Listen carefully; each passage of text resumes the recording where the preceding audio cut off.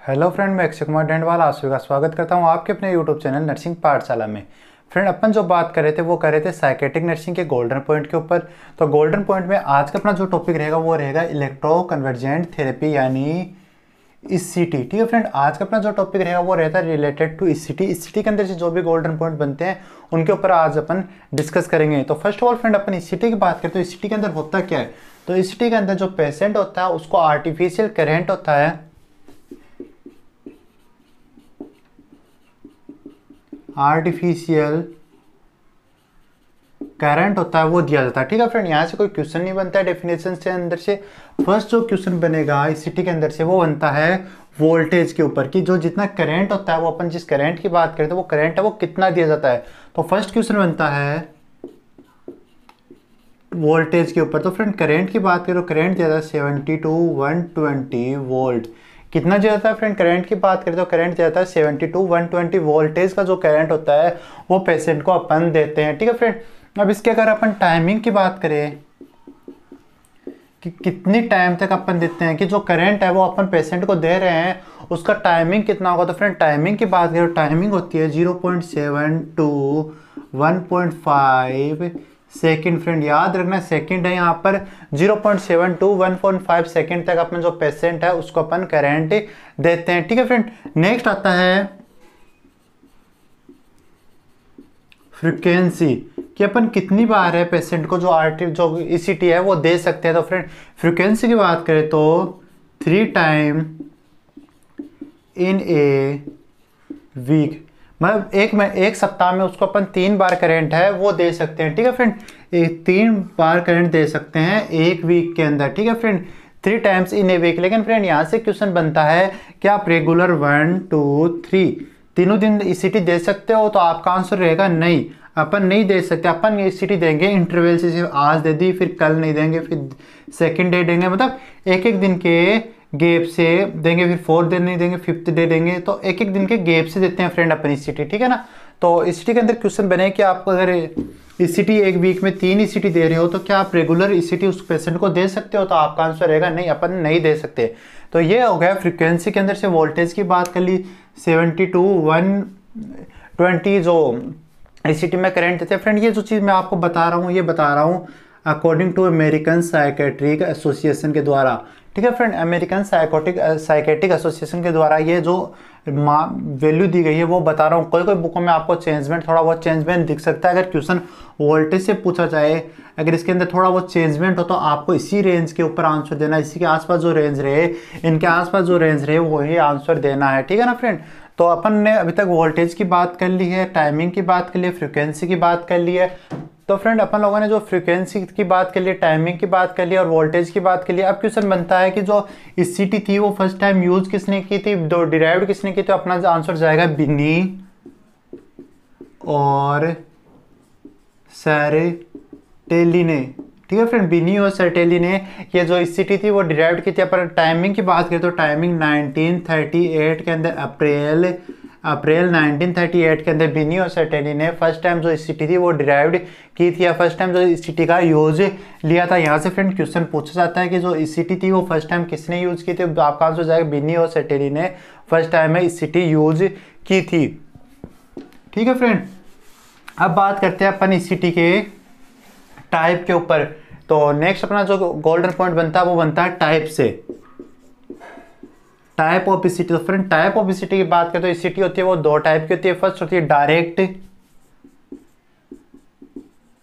Direct ECT. First होती है direct ECT. तो फ्रेंड डायरेक्ट ईसीटी में नाम से पता चल रहा है कि अपन डायरेक्ट क्या करेंगे, पेशेंट को ईसीटी दे देंगे। डायरेक्ट इलेक्ट्रिक करंट है वो पेशेंट को अपन दे देंगे। इसके अंदर एक्सटर्नल अपन कुछ भी चीज़ है यूज नहीं लेते हैं। ठीक है फ्रेंड, तो डायरेक्ट ने इतना क्वेश्चन नहीं बनता है। फर्स्ट टाइप डायरेक्ट हो गया, डायरेक्ट से इतना क्वेश्चन नहीं बनता है। नेक्स्ट जो ईसीटी है वो होगी मॉडिफाइड ईसीटी। ठीक है फ्रेंड, मॉडिफाइड ईसीटी इसके अंदर अपन कुछ एक्सटर्नल सोर्सेज भी, एक्सटर्नल चीज भी यूज लेते हैं। जो मेडिसिन होती है वो यूज लेते हैं। तो फर्स्ट जो मेडिसिन होगी वो होगी अपनी एट्रोपिन सल्फेट। क्या होगी, atropine sulphate.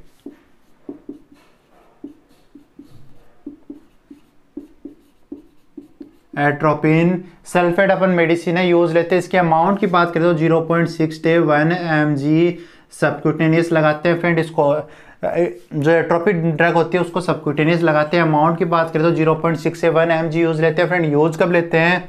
Before 30 minute of ECT, मतलब ईसीटी देने के 30 मिनट पहले अपन जो एट्रोपिन सल्फेट मेडिसिन होती है उसका यूज लेते हैं। अब क्वेश्चन बनता है कि फ्रेंड अपन जो ईसीटी होते हैं, ईसीटी देते समय जो एट्रोपिन सल्फेट ड्रग है वो यूज क्यों लेते हैं? तो अपन जो सिक्रेशन होंगे, जो सिक्रेशन होते हैं उनको प्रिवेंट करने के लिए, क्योंकि फ्रेंड अगर पेशेंट को ईसीटी दे रहे हैं तो ओरल सिक्रेशन भी हो सकते हैं। अगर सिक्रेशन होंगे तो पेशेंट क्या करेगा? उनको एस्पायरेट कर सकता है और रेस्पिरेटरी प्रॉब्लम हो सकती है फ्रेंड। तो क्या करते हैं अपन? उनसे प्रिवेंट करने के लिए एट्रोपिन सल्फेट है वो ड्रग ही देते हैं। तो फर्स्ट ड्रग कौन सी रहेगी? एट्रोपिन सल्फेट रहेगी। अपन लोगों ने फ्रेंड अभी तक बात की है कि ईसीटी के 2 टाइप होते हैं। एक तो होता है डायरेक्ट, जिसके अंदर से कोई क्वेश्चन नहीं बनता है। सेकंड बात की थी मॉडिफाइड की, तो मॉडिफाइड में से फर्स्ट क्वेश्चन बनता है, जो क्वेश्चन बनता है वो बनता है मेडिसिन से, कि अपन कौन कौन सी मेडिसिन यूज लेते हैं। तो फर्स्ट मेडिसिन की अपन लोगों ने बात की एट्रोपिन सल्फेट लेते हैं, जो बिफोर, जो 30 मिनट पहले ईसीटी से अपन पेशेंट को देते हैं। क्यों देते हैं? क्योंकि जो सिक्रेशन होते हैं उनको प्रिवेंट करने के, एस्पायरेशन ना हो जाए, उनको दोबारा से एस्पायरेट ना कर ले पेशेंट, उस चीज़ से प्रिवेंट करने के लिए एट्रोपिन सल्फेट है जो ड्रग है वो देते हैं। अमाउंट की बात करें तो 0.6 से लेकर 1 mg तक अपन देते हैं। रूट की बात करें सबक्यूटेनियस, ये चीज़ अपन लोगों ने अभी तक देख ली है। तो फर्स्ट ड्रग थी अपनी एट्रोपिन सल्फेट जो कंप्लीट हो गई है, जहाँ से क्वेश्चन बन सकता है फ्रेंड, बहुत बार पूछा भी गया है। नेक्स्ट ड्रग है वो अपनी रहेगी फ्रेंड, नेक्स्ट ड्रग है वो रहेगी थियोपेंटीन सोडियम।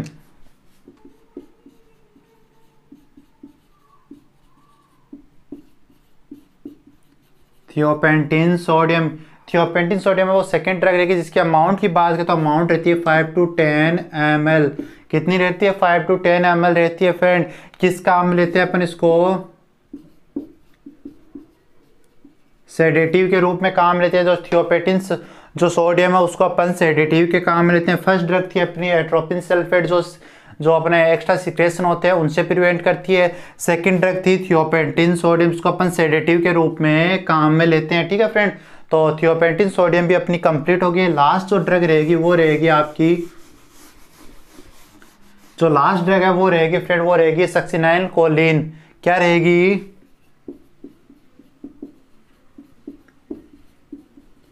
सक्सिनाइन कोलिन। तो फ्रेंड ये ड्रग है, ये अपन क्यों लेते हैं? ये देते हैं अपन मस्कुलर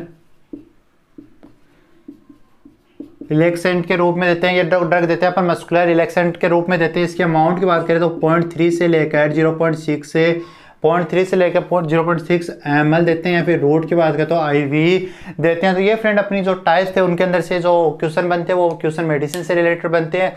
फर्स्ट मेडिसिन अपन लोगों ने एट्रोपिन सल्फेट पढ़ी, सेकंड पढ़ी थियोपेंटीन सोडियम पढ़ ली, फिर जो थर्ड थी वो सक्सिनाइन कोलिन है। ये चीज़ अपन लोगों ने पढ़ ली है। ठीक है फ्रेंड, तो ये अपना टाइप से रिलेटेड क्वेश्चन था वो कंप्लीट हो गया है। तो फ्रेंड अपना जो नेक्स्ट अब क्वेश्चन बनेगा वो बनता है जो इलेक्ट्रोड होते हैं ईसीटी के, उनको अपन प्लेसमेंट करते हैं। कैसे करते हैं? तो इस टाइप से अपन ईसीटी को है 2 टाइप से क्लासिफाइड करते हैं। फर्स्ट होता है बायलेटरल और सेकंड होता है यूनिलेटरल। तो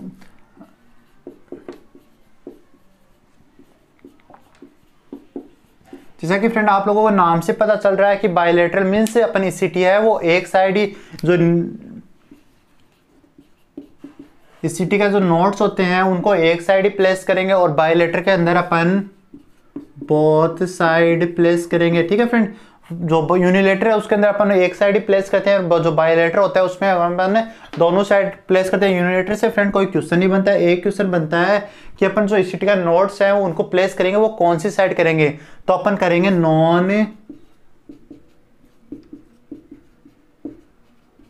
नॉन डोमिनेट साइड करेंगे। किस साइड करेंगे फ्रेंड? नॉन डोमिनेट साइड करेंगे। इधर तो अपन बोथ साइड कर रहे हैं। ठीक है फ्रेंड, अब जो नेक्स्ट क्वेश्चन बनता है कि जो नोट्स अपन प्लेस करने की बात करें वो अपन कौन से प्लेस पे कहाँ करेंगे? तो फ्रेंड यहाँ पर अपन बात करेंगे जो आई का आउटर कैंथस होता है उससे, और जो ईयर का ट्रिगस वाला पार्ट होता है, ईयर ट्रिगस वाला पार्ट होता है, मतलब फ्रेंड आई का जो आउटर कैंथस होता है वो, और ईयर ट्रिगस होता है। इससे अपन एक इमेजिनरी लाइन खींचेंगे। जैसे मान लो फ्रेंड ये तो ईयर का जो ट्रिगस वाला पार्ट है, ये आई का आउटर कैंथस वाला पार्ट, तो यहाँ से एक इमेजिनरी लाइन खींचेंगे। फिर इसके मिड पॉइंट से, जो अपन लोगों ने इमेजिनरी लाइन खींची है उसके मिड पॉइंट से 2.5 से 4 सेंटीमीटर अबो, 2.5 से 4 सेंटीमीटर अबो अपन जो इसके नोट्स होते हैं उसको प्लेस करते हैं। ठीक है फ्रेंड, तो यूनिलेटर के अंदर तो अपन दोनों एक साइड प्लेस करेंगे और बायलेटर के अंदर ये दोनों साइड प्लेस करेंगे। यहाँ से लेकर यहाँ तक एक इमेजिनरी लाइन खींचेंगे, फिर इसके मिड पॉइंट से 2.5 से 4 सेंटीमीटर अबो अपन जो इलेक्ट्रोड्स होते हैं उनको प्लेस करते हैं। ठीक है फ्रेंड, तो ये इसी चीज़ से फ्रेंड क्वेश्चन बनते हैं जो अपन डायरेक्टली बात कर रहे हैं कि कौन कौन से क्वेश्चन बनते हैं। तो अब अपन जो क्वेश्चन बनेगा वो बनता है कि इंडिकेशन से बनता है,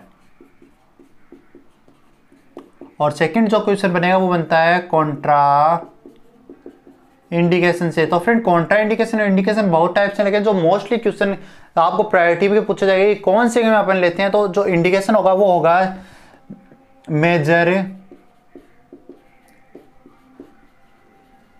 मेजर डिप्रेशन। तो आपको अगर क्वेश्चन के अंदर मेजर डिप्रेशन दिख जाए तो आपको वहीं पर टिक करना है। इससे अलावा अपन जो कैटाटोनिक सिजोफ्रेनिया होता है उसके अंदर ले सकते हैं, डिप्रेसिव जो माइनर डिप्रेशन है उसके अंदर ले सकते हैं, मेनियक कंडीशन है। तो फिर जो फर्स्ट अपना जो रहेगा वो रहेगा मेजर डिप्रेशन।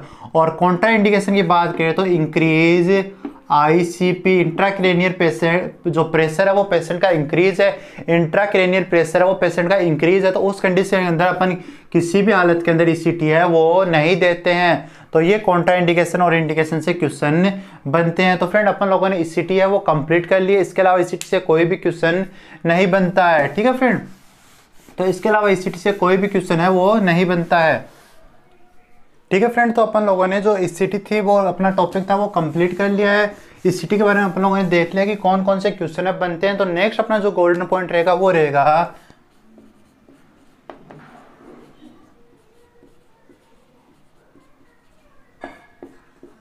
MAOI थेरेपी से। तो फर्स्ट ऑफ ऑल बात करते हैं कि MAOI थेरेपी होती क्या है। तो ये होती है mono amine oxidase, monoamine oxidase inhibitor, monoamine oxidase inhibitor therapy. ठीक है फ्रेंड, इनहिबिटर थेरेपी ये किस टाइप से काम करती है, ये काम करती है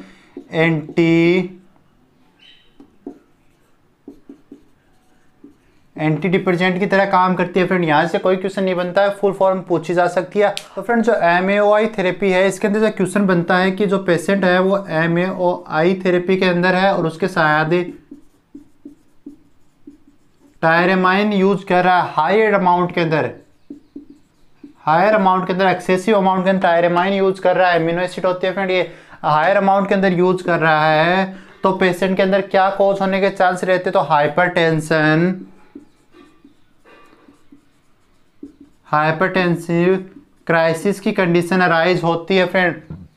हाइपरटेंशन क्राइसिस की कंडीशन है वो अराइज हो सकती है फ्रेंड।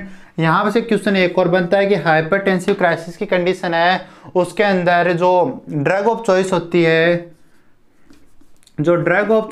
वो कौन सी होती है। तो ड्रग ऑफ चॉइस की बात करें तो फ्रेंड यहाँ से जो क्वेश्चन बनता है वो बनता है कि जो हाइपर टेंशन क्राइसिस की कंडीशन होती है उसके अंदर जो ड्रग ऑफ चॉइस होती है वो क्या होती है,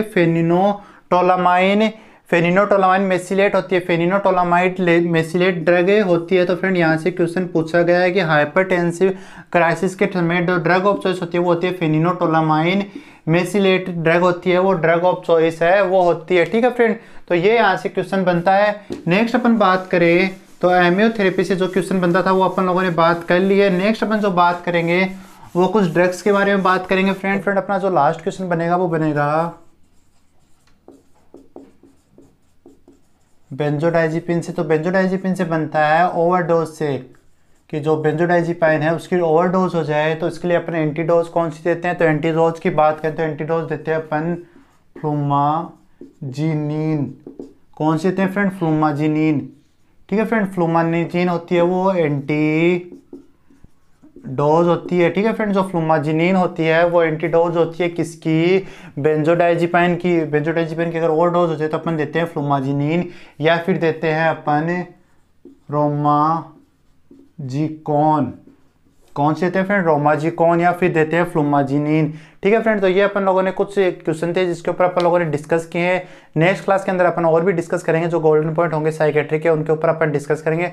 अगर आप लोगों को आज की क्लास अच्छी लगी तो क्लास को लाइक कर देना, चैनल को सब्सक्राइब कर देना, हमारे वीडियो ज़्यादा से ज़्यादा शेयर कर देना।